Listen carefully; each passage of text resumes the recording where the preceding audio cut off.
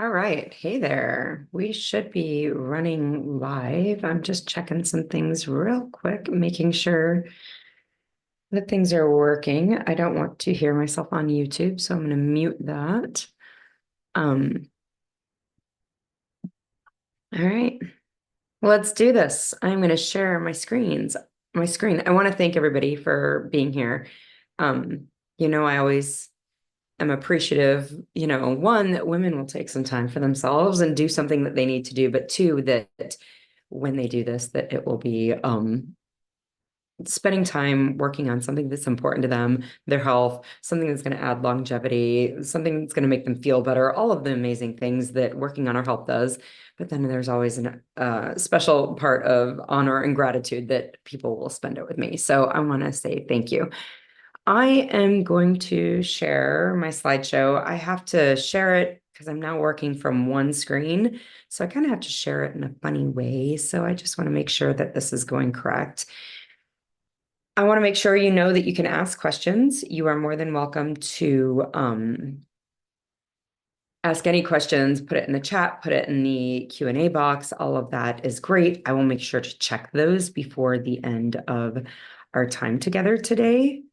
And I think that we are going correctly. Okay, we're going to go to the beginning of this. So, again, back to this sharing time with me and taking time for you. Remember, and I think that this is one of the most important things to realize, is that time is our most precious commodity. It is the thing that we cannot get back no matter what we do. Like there's no amount of money that you're going to spend I'm trying to get myself to where I can see the chat box because it just went away. There's no amount of money that you can spend to get yourself back to a place where you can get time back once it's gone. And so, again, the realization that, time is our most precious commodity, and watching very carefully how you spend it, I think is really important. And so I'm glad that you're spending some on you today. I want to, again, the chat box, the Q&A box, I want to make sure that all the housekeeping stuff is taken care of. I do want you to look through the strategies that I'm teaching today, specifically for those ladies out there who are like, no, I've been doing all of these things and it's not working for me. Like, no matter what I do, I'm not seeing better sugars. I really, really want you specifically to make sure to schedule a better blood sugars assessment call. It's free, it's 45 minutes, it's a Zoom call, it's just like this, it's easy peasy. You don't even need to be on camera. You could shut your camera off if you really don't want to, you're wanting your privacy, and that's fine. But get to the bottom of why it's not working. Biology is biology. And yes, there are rare circumstances where people are just going to run these high blood sugars no matter what. It is a very, very rare human being that has that, because biology is biology. And for the most part, our bodies work in a certain way, and learning the ways that biology works, leaning on that to start to improve your blood sugars is possible for 99.9% of women out there. So if you're doing all the things that we talk about today and you're like, no, I've been doing that, and you're not seeing the sugars you want, please set up a call. The only way I can determine and diagnose what's not working the way we want it to, why you're not seeing the numbers you want to see, the only way I can determine that is by having a conversation with you about what you're doing and what your numbers are, and then what do we need to maybe do more? What do we need to maybe lean on heavier? What do we need to add? Or maybe do we just need to give it time? You don't need to feel frustrated and like nothing's working no matter what you do. You don't need to feel that way. get the help that's out there. Again, it's free, it's 45 minutes, it's a Zoom call, it's easy peasy. I have technically 2 slots open this afternoon. So if that's something you're interested in, go and get signed up for that. And I'll give you the link to do that before we hop off. So today, what we are going to talk about, we're going to talk about the causes of type 2 diabetes, and that's primarily insulin resistance and how that works and what does that mean. Your doctor, your diabetic educator, your nutritionist, your dietitians are all telling you it's blood sugars. It's sugars, it's sugar that you eat, it's blood sugars. It's all about sugars. And when you focus on it's all about sugars, you're not going to fix your diabetes, because that is not the root cause of what's going on. The root cause of what's going on is insulin resistance. And I'm going to explain that today. We're going to talk about how your food leads to the insulin resistance or your type 2 diabetes. We're going to talk about what specifically happens with food that leads to that. I'm going to talk about labels, food labels, and how to start evaluating food labels effectively. If what you've been taught by the diabetic educator is to count how many sugars are on a food label, like that's not going to get you there. It's just not going to get you there. And then lastly, I want to talk about the 2 really most powerful strategies that I see for women to improve their blood sugars. That's the last thing that we're going to talk about. So let's dive into the cause of type 2 diabetes. And again, I'm going to talk about normal insulin function. I'm going to talk about insulin resistance, and then we're going to talk about what are the causes of insulin resistance. So these are stolen photos because I have no artistic capabilities, and even less in my ability to draw is my ability to lean on a computer to draw for me. So these are artistic representations that I stole from some other place about how a cell works. What happens with insulin, and why does that impact your blood sugars? So you can see, I probably ought to get a pointer up. You can see here in this top cell on this slide, you can see that there is this red, it's a receptor, this part here on the cell. So this is a cell, this is the red receptor, that's an insulin receptor, and this red ball here, it's insulin. And then you can see over here, this blue part, this is a glucose channel. And then these little blue dots out here, those are glucose molecules. That's what this is supposed to represent. So what happens when our cells are functioning normally? What should happen when, insulin, it's a hormone, it's the red dots on this, it's produced by your pancreas, and it's produced in response to nutrients being in your bloodstream. Not just blood sugar being in response or in your bloodstream, but nutrients. And I'm going to talk about what I mean, like how is it different when there's sugar or carbohydrates in your bloodstream versus when there's protein or fats in your bloodstream? So insulin is released in response to nutrients. Also, I want to point out, insulin is also released in response to other things, not just nutrients. And what I mean by that is our body releases stored nutrients into our bloodstream when we're stressed, when we're exercising. All sorts of other things will lead to nutrients being released. It's not just nutrients you put in your mouth. So it's not all about the food that you're eating. Yeah, you've got to clean it. I always say there's no amount of sleep and there's no amount of meditation or stress management that's going to make a diet of Pop-Tarts fine. Like that's not going to happen. You have to clean up that dietary component.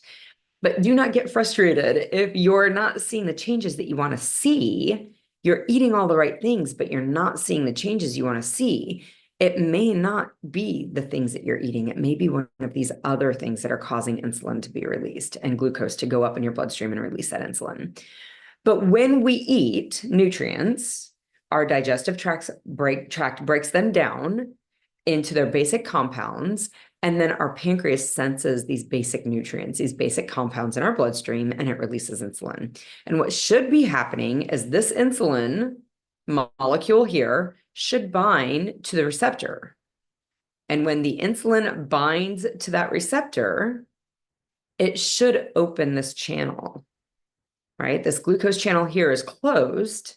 when insulin binds to the cell, it sends a message, right? Insulin binds here and it sends a message through the cell to this glucose channel, and it tells it to open up. And that opening allows the glucose to come inside. And then what happens is the cell burns the glucose off as energy. It uses it as fuel. That's the whole point here. And again, now it works differently when fat is brought into the cell, but like all of these nutrients are brought into our body to either build something in us or burn as fuel. So recognizing that that is what we're wanting in a normal function, and when our cells are functioning normally, should be what's happening.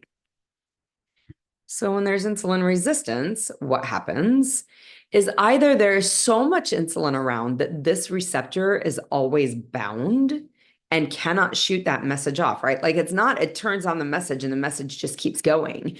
No, it binds and a single message goes over here to the glucose channel. So when this gets bound because there's too much insulin in the system, you can't get another message. And the glucose channel opened once, but it's not opening again. So that is one way that this happens. And we call this insulin resistance, right? There's insulin out there, but the cell is resistant to hearing the message, to doing the thing that insulin is trying to tell it to do.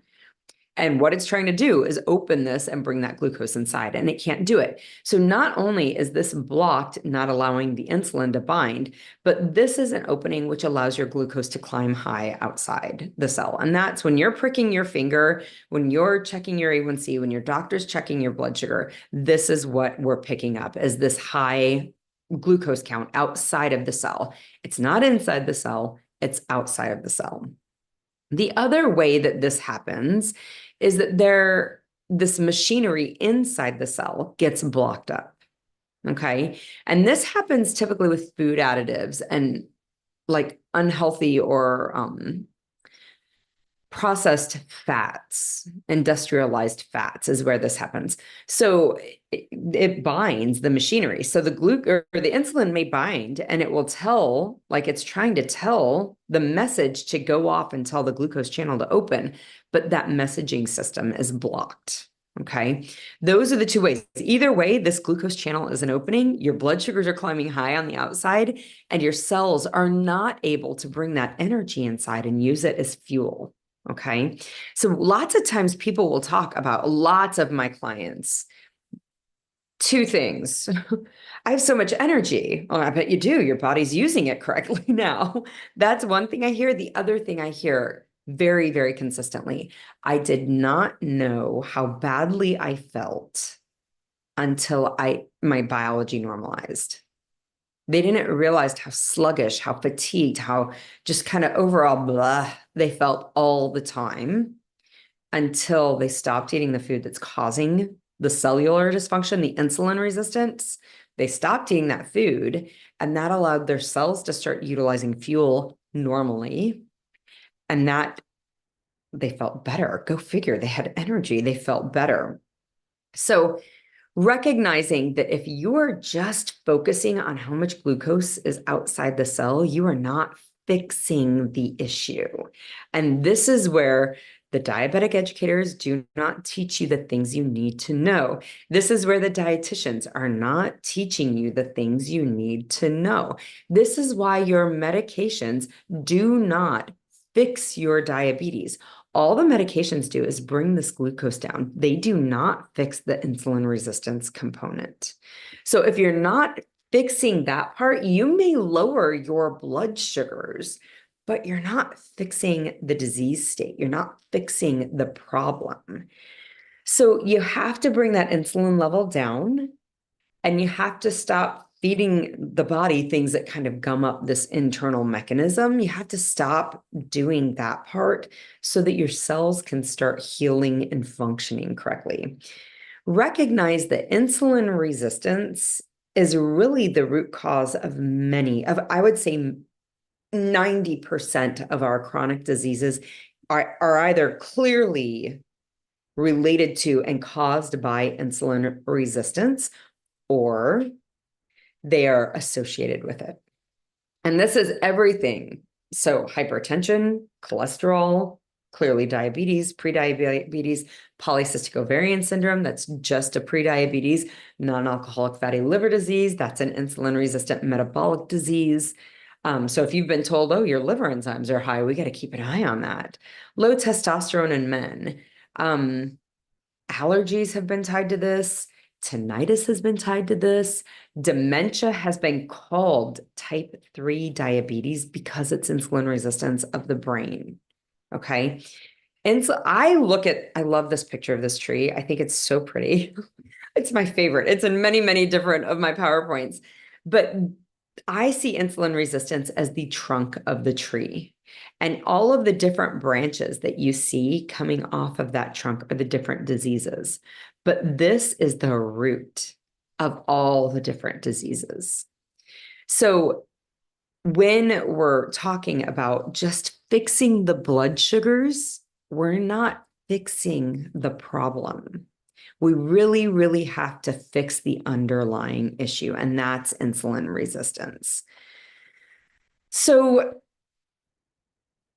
this is like, if you believe like, no, I know that food is an issue and I need to clean up my diet, and you've been doing what maybe the nutritionist has said, or the diabetic educator has said, or your doctor has told you, and you're eating low sugar, like you look on the label and it says there's no added sugar. You look on the label and it says there's low carbs, and you can't figure out why it's not fixing your fasting blood sugar, why you continue to need the meds. When you try to go off the meds, your sugars go high. Why is that happening? This is something to bring to a better blood sugar assessment call. Okay.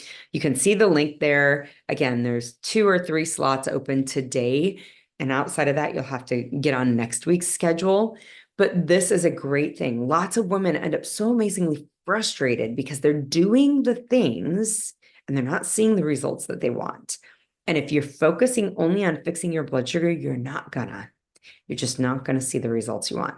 If you're not sure, like, we have to have a conversation. What are you doing? What are we eating? When are we eating? All of the things. We have to look at all of that. What meds are you on? We have to look at all of that information before I can help you figure out what the thing is that maybe you need to do differently. Most women find when I meet with them, it's one thing they need to do differently. And we just need to sit down and have a conversation to see what that one thing is. I can't figure that out without having that conversation. We get really granular and we get really specific and real, just down to the nitty-gritty about what you're doing, what results you should be able to expect from that, and that one thing that you want to be doing now going forward to get the results that you're looking for. So set that call up. If you're frustrated, you're like, I know it's the food. I know that's the problem. You've been making the changes. Set that call up so that we can figure out what is that one thing for you. I forgot to mention, I have not picked up a smoking habit. I have had a cold and it's been so lingering.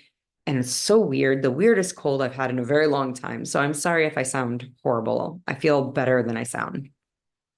So now I want to talk about how the food is leading, like what part of food, which food is the issue, which food leads to the diabetes. That's what I want to talk about. So we're going to talk about macronutrients. We're going to talk about processed foods, and we're going to talk about why it's so hard to stop eating the processed foods, or what I call the dopamine cycle.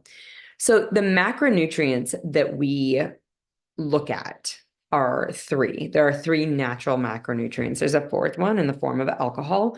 Alcohol is not a natural macronutrient, so I'm not going to dive into it. There's a lot of nuances with alcohol. I'm not saying it's good or bad. There's just biology that happens, and you got to decide whether you like that biology. I've done podcasts on that. It's unusual that alcohol is the primary player in your blood sugars being high, so I don't get too excited about it. Carbohydrates, proteins, and fats are the 3 natural micronutrients. So what that means is these are 3 things that all of our foods are made up of. All of the foods are made up of these. The varying makeup, right? The composition of your foods, like the more carbs that are there versus proteins and fats, dictate how much insulin is produced by your pancreas when you eat those foods. So when you eat carbohydrates, you have the highest concentration of insulin production is gonna happen from carbohydrate-rich foods. Apples, potatoes, corn, carrots, cashews, almonds, those sorts of things. Those are natural foods that occur. They have a lot of carbs in them, and you will definitely have higher insulin production with them. I'm going to talk about processed foods here in a minute. Protein is another one. It's the second one that I talk about as far as natural macronutrients. And it has a moderate insulin response. And usually what happens is once the protein is broken down into amino acids, the liver then can convert those amino acids over to glucose. The funniest thing about all of the macronutrients is there are essential macronutrients, like essential fatty acids, essential amino acids. They are like these are macronutrient, the breakdown of macronutrients. So proteins are broken down into amino acids, fats are broken down into fatty acids. And there are those building blocks of those foods that we as human beings cannot produce. We must consume them in our diet. We must eat them and consume them in our diet in order for us to get these, and our body needs them to run. And those are essential amino acids that comes from proteins and essential fatty acids that comes from fats. There is no essential carbohydrate, none. Like you don't need, your body can make all of the carbohydrate it needs, all of it. There is none that you need to consume. Okay. So when we think about consuming carbohydrates and we get this huge surge of insulin, we consume protein and we get a moderate surge of insulin because our liver is really smart and it can take protein and it can convert it over into glucose. And that's what causes that moderate surge of insulin. And then fats have a very, very minimal surge of insulin. Okay. Very, very minimal, little insulin production with fats. So I love to point out that idea that we don't have any need to consume any carbohydrates in our diet. Our body will make all of it. And of course, the standard American diet, the one that makes us sick with type 2 diabetes, is primarily carbohydrates, which you don't really need to take. And we have cut out the fats because we demonized fats in the 50s, and we've limited the protein. And we've got it totally backwards. What you actually need are fats and proteins, and you don't really need the carbohydrates at all. Now, I will say carbohydrates bring in your micronutrients, your minerals, your vitamins, your polyphenols, your all sorts of beneficial food or beneficial micronutrients do come in. Phytochemicals, all sorts of things come in on your vegetables and your fruits. They're good for you. I'm not saying that those are bad for you, but the pastas, the breads, the Pop-Tarts, the cereals, I don't care how fortified the cereal is, all of those are unnecessary to the human being. That is not what your body actually needs. What your body actually needs is protein and fat. That's what you need to be consuming, okay?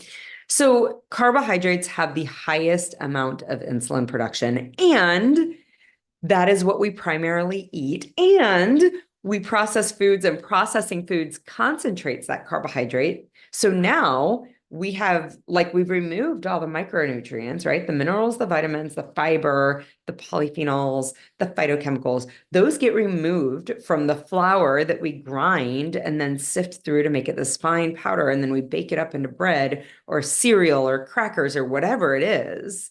We've removed all the things you actually need from that food and just concentrated the carbohydrate component. So now we've taken the one macronutrient, the one, thing that we eat that produces the most insulin, and we've concentrated it. And we've also removed the good things that come from it. Okay. This is what leads to diabetes. Because remember, if you go back and look at the cells, right? What leads to this cell being blocked and the response of insulin is having a bunch of insulin there. And if you want to double the whammy, let's put a bunch of additives that block up the internal messaging system also.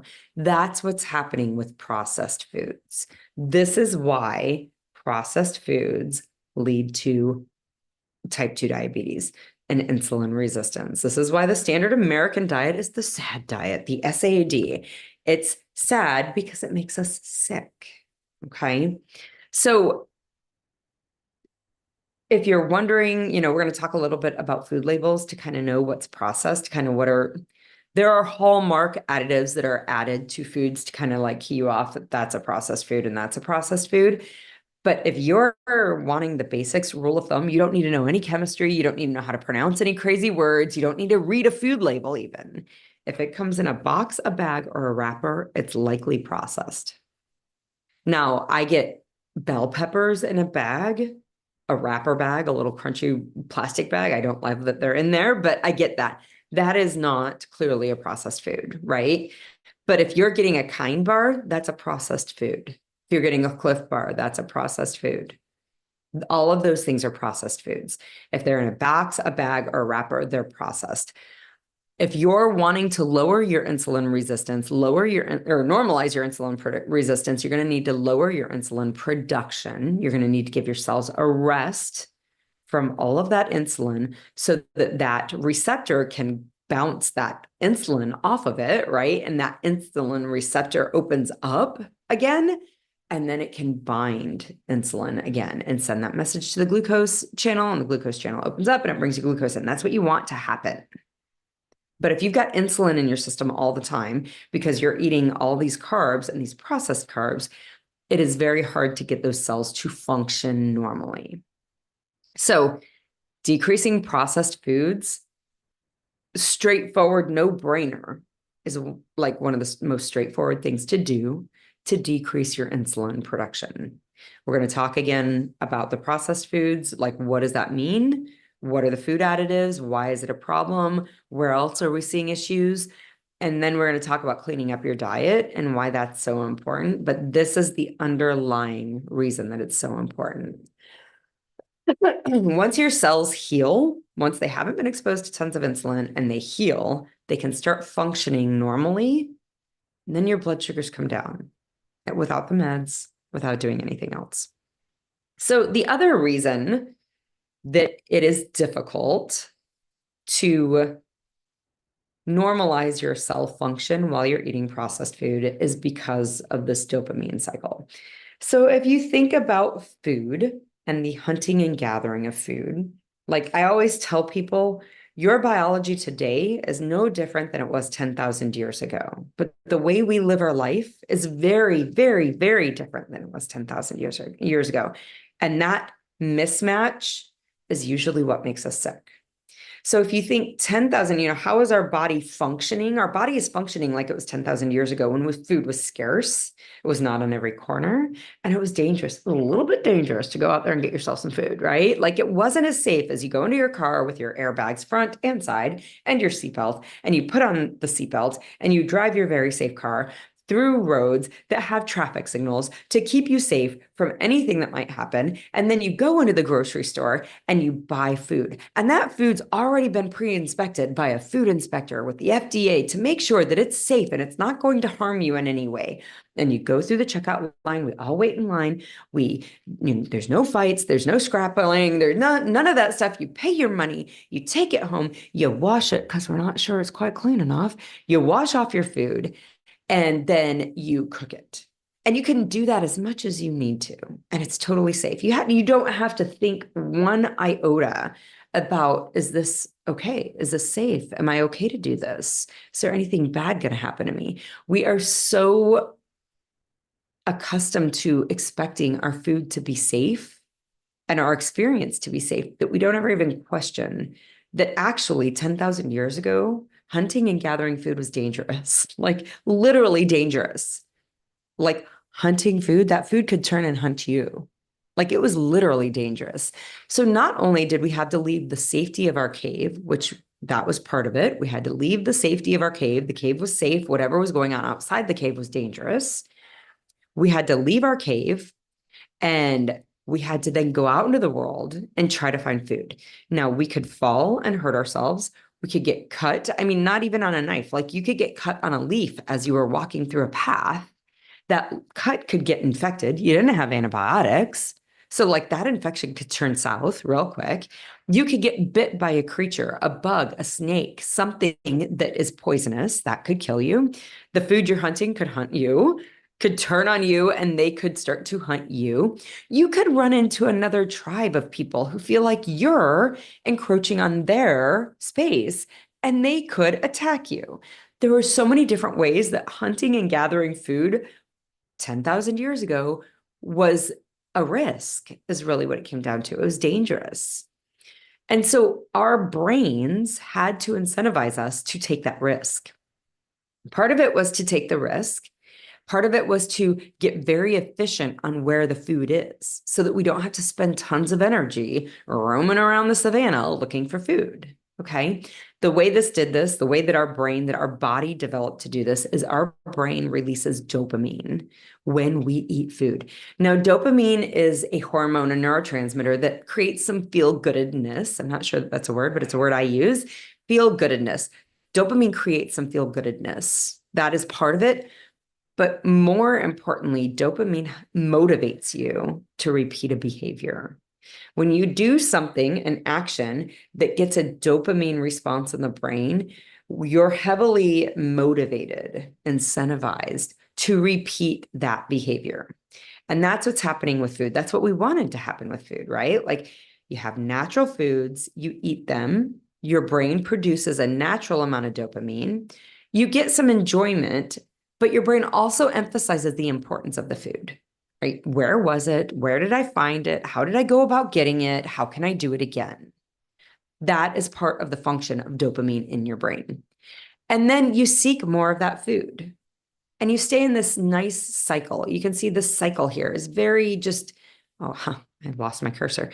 You can see this cycle is just a nice cycle, right? Nothing gets out of line. Nothing gets messy. You seek more of that food, you eat more of it. In nature, we're limited in overeating. Like it's not an option. Once the strawberry bush is done with the strawberries, there's no more strawberries. You got to wait for more. You just got to wait for more to grow. There's no opportunity to overeat because of the colossal effort that it took to go in or go and hunt and gather food. Because it took effort, it was scary, it was dangerous. The human being 10,000 years ago really had to weigh the pros and the cons. Am I truly hungry enough to take the risk to go and get that food? Or am I doing okay? Like, is that what really needs to happen? Yes or no? Do I need to take the risk that's there? Now, of course, there's no risk with eating. None. I mean, there's the risk of getting diabetes and having all the complications of that, but there's no risk with obtaining food. In fact, there's very little thought about the exchange of energy. Like I've got to give energy to get energy. That was a situation of 10,000 years ago. I have to give very little energy, more energy in the form of finances, right? More energy in the form of dollar bills. I have to give very little energy in order to obtain a ton of energy, especially when we're talking about processed foods. And so this dopamine cycle is less necessary today. But what happens when we eat processed foods?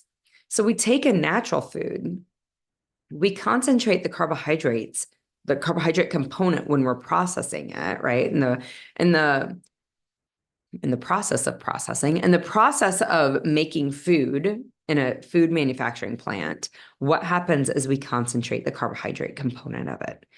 And then when we eat that food, we get a concentrated over-release of dopamine in our brain. And that causes us to overemphasize that food. That leads to desire, to cravings, to obsessions, to fixations on these foods. And then, of course, we overconsume because there's this unnatural fixation on the food. We overconsume it. And when we overconsume it, we now take a concentrated carbohydrate and we eat more of it. Now we're getting even more dopamine release.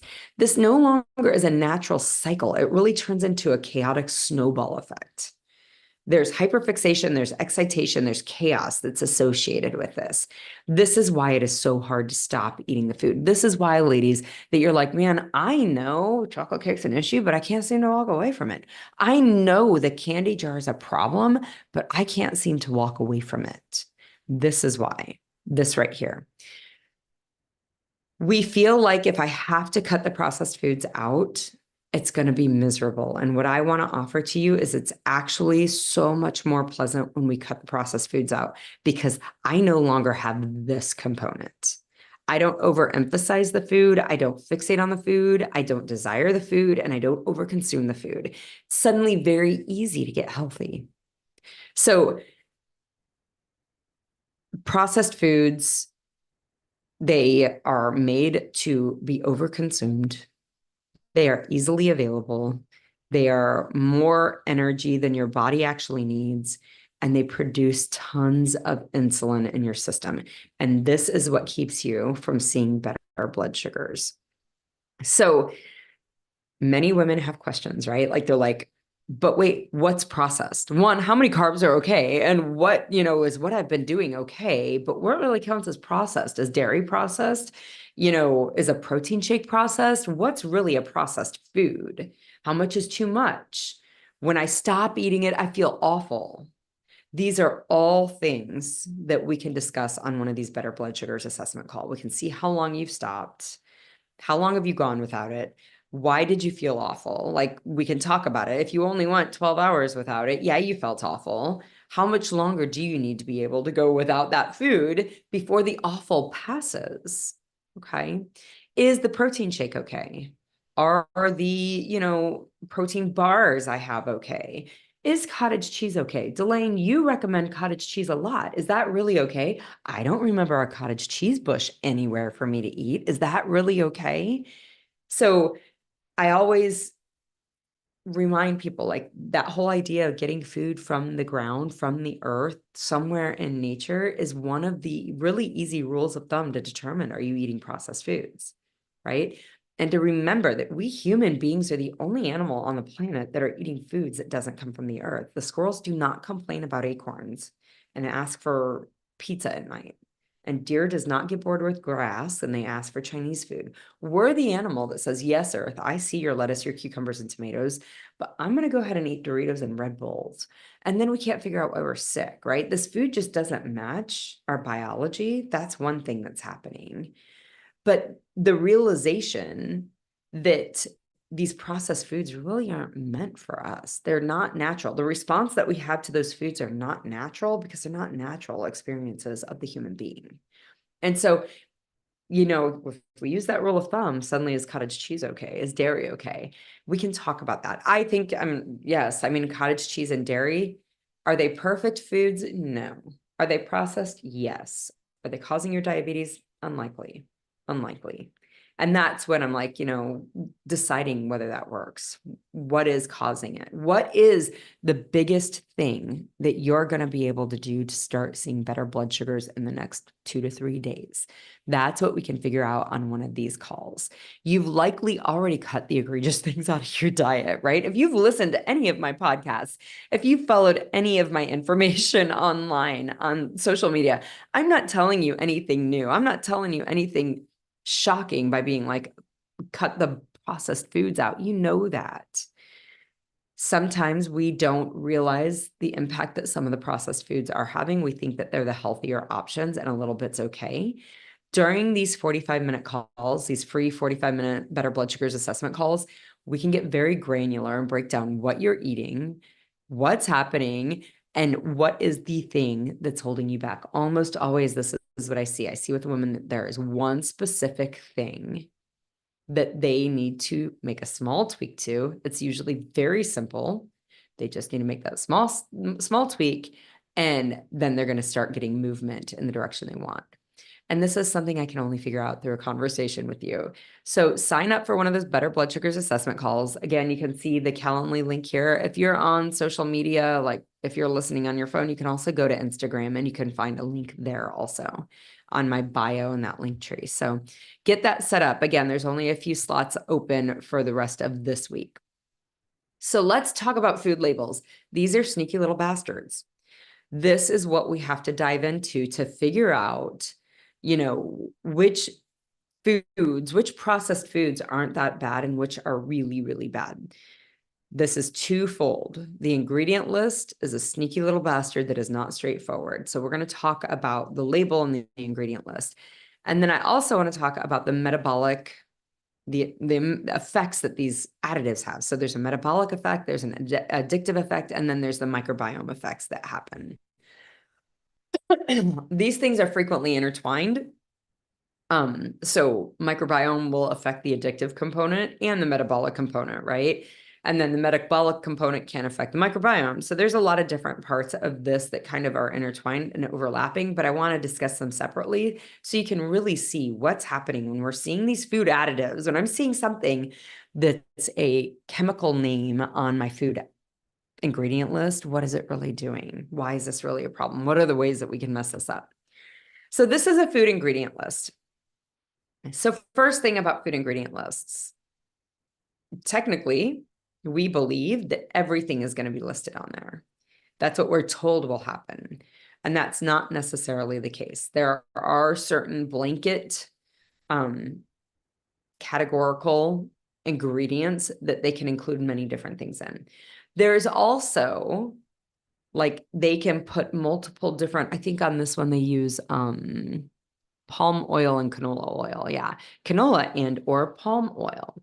And they do that because sometimes the canola oil is cheaper for them to buy and sometimes the palm oil is cheaper for them to buy. And they don't want to redo all of their packaging every single time. So you don't know in the moment, are you getting palm oil or are you getting canola oil? You don't know because they don't really put that on there. The other thing to consider that's really, really important to realize about ingredient labels and ingredient lists is they have to list the ingredient that is most by weight. So if you've got a pound of this ingredient, the first, or a pound of this food product, the first ingredient will represent that pound the most, right? So you have a pound of food on this label. Flour, unbleached, enriched flour is the first ingredient. So that means the most of that pound is represented by flour. Flour is the most of this pound of food stuff. You can see what they do to the enriched flour. Flour in America is required. Millers are required by law to enrich flour in the States, in our country. And so that means you're always going to see a list of vitamins associated with flour. Okay. And I have some concerns about that myself. I'm not going to dive into it today, but recognize that all flour in this country has to be enriched, and that was to prevent scurvy and some other rickets, those sorts of vitamin deficiencies way back in the early 1900s. So the first ingredient on this is unbleached enriched flour. The second is sugar. So by weight, the second most prevalent ingredient in this pound of food is sugar. Also, I want you to see that flour is broken down into glucose in your bloodstream. So it raises your blood sugar, and sugar, which is sugar, or glucose and fructose, that's like its building blocks. It is broken down into glucose also. So the first two ingredients of this food, which I'll tell you what it is here in a minute, but if you want to take a guess, that always entertains me, put it in the chat. This food, this pound of food is primarily sugar and flour. And then canola oil and palm oil, which we talked about. Certainly these industrialized oils. Does canola oil in and of itself cause problems? No. But when canola oil is not cared for appropriately, it can like the molecule itself becomes destabilized and it can form other compounds, and those compounds can be a problem. So, grandma's canola oil, if grandma had canola oil, is probably cared for a little differently than what they're doing in a major food manufacturer. The same thing is also true for olive oil. Olive oil can also destabilize and become unhealthy. So whenever you're seeing, I used to really promote that canola oil was bad. I'm not going to say it's good, especially when I'm seeing it on an ingredient list, but it's not inherently bad. Same with palm oil. Palm oil can be good and it can be bad. So that's the third ingredient, cocoa, and it's processed with alkali. And I know there is some information out there about it, but I've yet to hear anything horribly compelling that makes me concerned about that. And then there's emulsifiers. So the 1, 2, 3, 4 is cocoa. Glycerin is 5. I actually jumped ahead to emulsifiers. Glycerin is 5, and it's a texture agent. And then there's high fructose corn syrup. That's a sugar. There's fructose corn syrup. That's a sugar. So I want to pause here for a minute because I think this is a really important thing to see. They have sugar, high fructose corn syrup, and fructose syrup. Those are all three sugars. Why don't they just list sugar? Why didn't they just use all sugar? If they put it all under sugar, that would have to be the primary ingredient, the first ingredient listed there. And when sugar is the first ingredient listed there, it has to be labeled as junk food, essentially. That is why this food, and I'm going to tell you what the name of this food is. And you're going to be just appalled that they would ever think that this food is not junk food, that they're like somehow trying to hide the fact that this is junk food. Okay. But that is why you will see separate names for sugar. And that's why you have to be really, really aware of what is on your food label, because it won't be sugar. And they'll be like, there's not a lot of sugar in there. They have listed 3 or 4 or 5 different ingredients that are all sugars: rice syrups, maple syrups. They'll put sucrose on there. They'll put inverted sugar syrup. There are all sorts of things that they put on here that are sugars. And so in this particular label, sugar, high fructose corn syrup, and fructose syrup are all sugars. Then we move on to the emulsifiers. The emulsifiers, so these are the lecithins. There's soy lecithins, there's sunflower lecithins, there's all sorts of lecithins. These are emulsifiers. And what they do is they're put in your food so you like the way it feels in your mouth. That's really what's happening. When we add these are there's 2 things that are happening with them, and I'll talk about it. But part of what's happening when we block the internal messaging inside the cell is coming from these emulsifiers. Also, and I'll talk about it a little bit, emulsifiers are made from detergents. So you're technically eating something that has like detergent derivatives, things that just, I mean, it's not actually Tide detergent, but it's just coming from Tide detergent. So I'm sure it's okay. That's what's happening. That's what an emulsifier is. So this lists out, you can see in the parentheses, there's multiple emulsifiers. And again, probably because there's a change in the formulation depending on what's available. So soy lecithin, polyglycerides, ester of fatty acids. So polyglycerol esters of fatty acids. This can be polyglycerols, diglycerols, triglycerols. There's all sorts of these that will come up. Acetylated monoglycerides, mono and diglycerides, and datum. All of these things are different emulsifiers. There's a leavening agent, which is baking soda, or it could be calcium phosphate, again, based on what's available to them. There's salt, there's chocolate, there's artificial flavor, natural flavor, and then artificial coloring. So these are prime examples, these flavorings and these colorings, of things that they don't have to tell you it's in there. There's all sorts of things that can go into artificial flavoring, and there's all sorts of things that can go into natural flavoring, and they don't have to put them on there as long as it comes under an umbrella. So there are a lot of things that can be hidden in those kind of umbrella ingredients. So this ingredient list is Oreos, Oreo cookies. Thank God they listed out all of those different sugars, because God forbid somebody would know that an Oreo cookie is not junk food. It's mind-blowing to me that the FDA allows this to happen, but you really do have to understand what your ingredient label actually means. So I want to talk about the metabolic effect, the addictive effect, and then the gut microbiome effects that these foods, that these ingredients, these additives in these processed foods have. And remember, like, you're looking at that ingredient list. If you can look at an ingredient list and you can imagine, like, I know what flour looks like. I have a bag of flour in my cupboard right now. I have a bag of sugar in my cupboard right now. I've seen canola oil. I don't have it in my cupboard, but I've seen it on the grocery store shelf. I've never had glycerin. I don't even know where you get glycerin. I also don't have high fructose corn syrup or fructose syrup. And I don't know, I mean, maybe I could get that at Dillon's. I've never had an emulsifier in my cabinet. My grandmother didn't have emulsifiers in their cabinets. And like, I have no idea where you would even get an emulsifier. I do have baking soda. Like, I have that.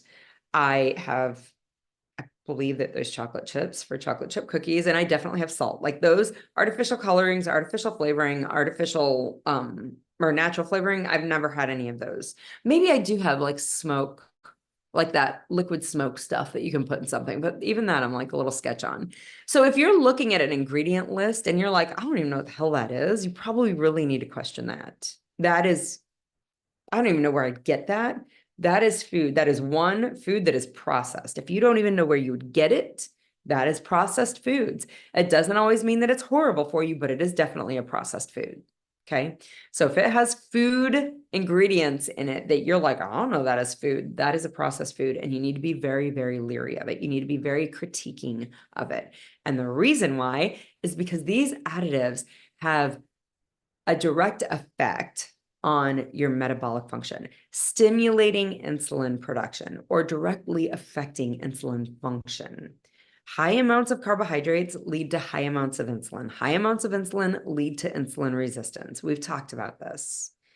Some of the food additives are responsible, like again, why do they, like fructose syrup? Like that is absolutely going to make you make tons of insulin.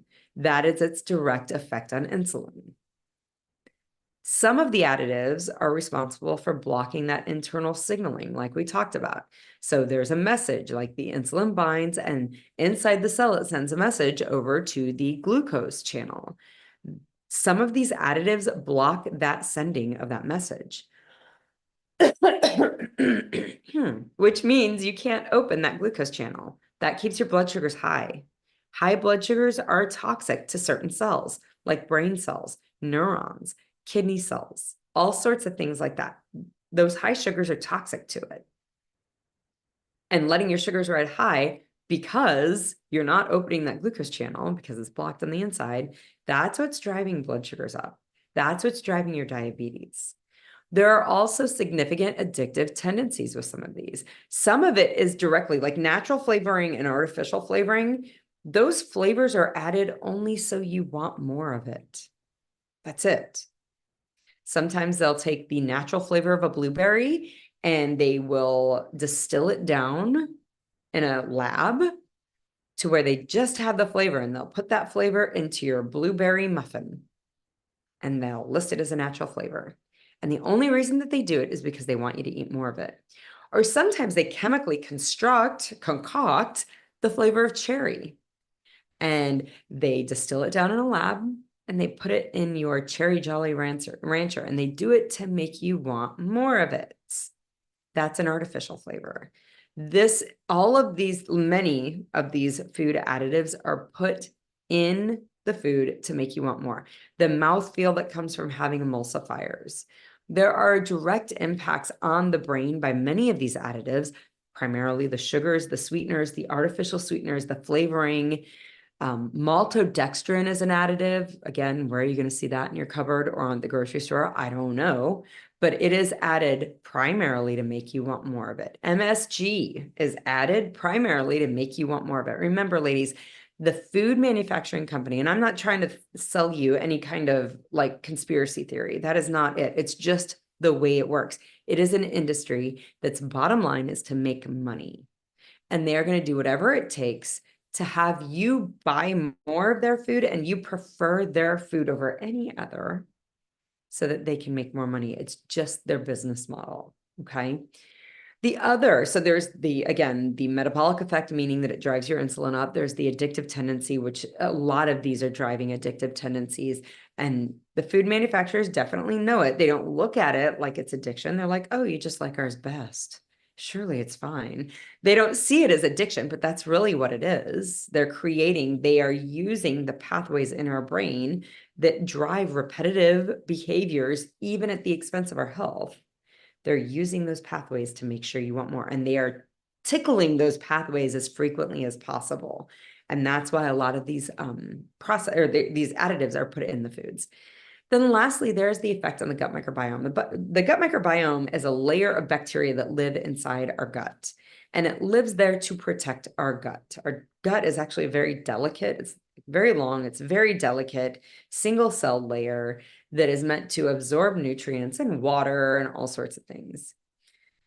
The gut microbiome protects that layer. It's a layer of bacteria that live on top of it, and it protects it from all sorts of things. And it also sends messages throughout our body. It sends messages to our brain, to other parts of our body about what is in the food that we're eating. What's happening here? The gut microbiome, what is known about the gut microbiome, I would say in the last 10, 15, maybe 20 years, maybe even longer, there has been an increasing amount of information coming out about the gut microbiome. And every year, the literature, the body of information just grows and grows and grows. And that's great and grand. What we know is the more types of bacteria that you have, these are bacteria that live in your gut that don't cause disease. We live together with them. They help us out. We help them out. We feed them. They send messages and protect us and do all sorts of things. Okay. They are not unhealthy. They are not causing disease. But the more different types, the more robust the diversity of the gut microbiome is directly associated with better health. Okay. So we want lots of different bacteria, and we want that microbiome to be robust and healthy. Lots of these processed foods, lots of these food additives kill off your gut microbiome. Artificial sweeteners, big player in this. Drives cravings, kills off your gut microbiome. So the food manufacturers want, you want more, and it's killing off your gut microbiome. Emulsifiers, again, we talked about this. It's made from detergent, things like Tide, like laundry detergent. It is meant to knock out bacteria and dirt. That is exactly what it does. So if there's food emulsifiers, you are definitely going to knock out your gut microbiome. If you're eating foods with pesticides on them, or if you're eating foods that have pesticides in them, and lots like Roundup is the big one. Glyphosate, I think, is the chemical name of it. And it's in everything. It's in all the food. Like when we check it and we look at it, it's everywhere. So that is specifically meant to kill bugs, like your gut microbiome. So being aware, like these processed foods, the more processed foods we're eating, the more there is the chance of knocking out our gut microbiome. And that is part of what's driving our diabetes and our addiction to these foods. Again, bring your favorite treat to a Better Blood Sugars assessment call. That one thing that you believe, like this isn't a problem, and so you're indulging in that one treat every day. If that one treat every day that you're indulging in once or twice a day is a problem, that is what's blocking you. You're not doing anything wrong. You're not broken. You don't have to be sick. You don't even have to be frustrated anymore. Set up a call so that we can get this looked at. We can look at that label and figure out, is it truly not a problem or is it? And if it's not, what else is going on? This is what we can talk about in those Better Blood Sugar assessment calls. Lastly, I realize we're running out of time, so I gotta step it up. I want to talk about the most effective tools for improving your blood sugars, cleaning up your diet and building muscle. These two things are the most important things that you can do to improve your insulin function. Remember, you want your cells to not have a ton of insulin out here. You want the receptors to be open to bind this insulin. When they bind, you want your glucose channel to open and bring that glucose inside. That's what you want. Cleaning up your diet allows you to prevent this insulin resistance. What I mean by cleaning up your diet is eating whole food, going back to that whole.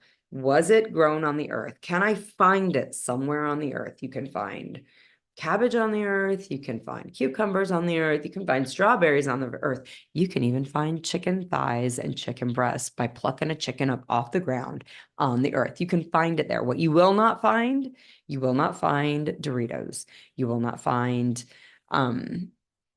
Jolly Ranchers, Twizzlers, Oreos, or chicken nuggets. Those are not natural foods. All of those foods are processed and they put things into them that cause us problems that lead to the insulin resistance. If you are interested in cleaning up your insulin resistance, you must eat food that aligns with your biology.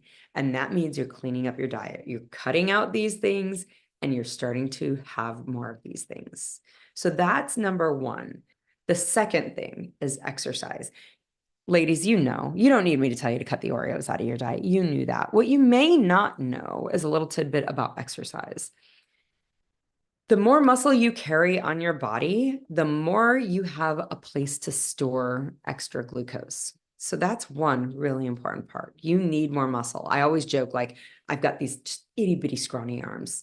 I have to work to put on muscle there. It comes. I mean, it's not hard to put muscle on there. But if I skip a couple of days of arms, like I just shrivels right back up.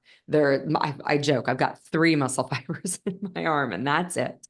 So those 3 muscle fibers are not a huge place, a sink, a store, house for glucose. If I'm only having 3 of them, I have to build more muscle. So there's more places to hold that glucose. In addition, when you have more muscle, muscle is metabolically active tissue. You also have more metabolic activity, things that are burning off glucose, needing energy, pulling it in. And then the biggest player that exercise and muscle building has for your diabetes is that when you are contracting your muscles, when you are exercising, when you're running, when you're doing jumping jacks, when you're doing bicep curls, when you're doing squats, when you're doing sit-ups, when you're contracting your muscle over and over and over and over and over and over and over again, what that does is it shifts your biology from being insulin resistant. Your muscle cells are no longer, they're still insulin resistant, but your muscle needs the glucose so desperately that it opens up another mechanism to bring that glucose inside.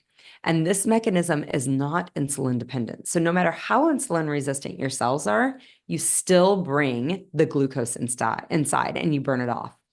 And it only happens when your muscles are contracting over and over and over and over and over again. So muscle's a great place to store glucose. Muscle's metabolically active. And when you work your muscle, your muscles start to function as if they're not insulin resistant. They bring that glucose inside and they burn it off. Now, here's the kicker. If you're shopping for shoes, come back to me. Here's the kicker. This effect of bringing glucose inside the cells in a way that is not dependent on insulin, that lasts for 2 to 3 days after an exercise session. It is an incredibly powerful tool for normalizing your blood sugars and therefore your insulin function. So I want to highly encourage you to exercise. It's super important. Come to a Better Blood Sugars assessment call. You do not need to feel frustrated. If you're not sure like why things aren't working in the way that you think they should be, the way you would expect them to be, you've been making the changes, you've been doing the hard work, you've been making the hard choices, you've been doing it, and you're not seeing what you want, the results that you want, come to one of these calls. Let's get real clear about what it is you've been doing, what results you've gotten from that, and then what is the next best step for you? That's what we can do on these Better Blood Sugar assessment calls. I am going to put this in the chat. You can find this in 1,000 different places. You can always email me, Delane@DelaneMD.com. But if you open this up, you get access to my calendar and you can just schedule yourself. This is the work that I feel is life-changing, right? This is one of my clients. This is Linda. She's lovely and she's wonderful, but she was doing the same thing. She's a nurse for the love of all that's holy. She's a nurse. She knew, like, I can't eat junk food. Like, I get it. Like, that's got to go. And she couldn't see the changes. And you can see, 1, her smile just lights up a room. But 2, you can see, like, she's lost weight and she just looks healthier. And she did that by normalizing her insulin function and getting really clear and implementing some tools that she hadn't tried. And that's something we can talk about on the call. So I don't see any questions in the chat or in the Q&A. I'm going to make sure. Don't hesitate to reach out to me. You can always send me a message, Delane@DelaneMD.com. I'm happy to help out with anything, but go to my Calendly link and get on my schedule. You do not have to be frustrated about this. I've yet to come across a woman that there is not at least one thing that we can do to start seeing better blood sugars. The call is free. It's 45 minutes. It's a Zoom call. I promise I don't bite.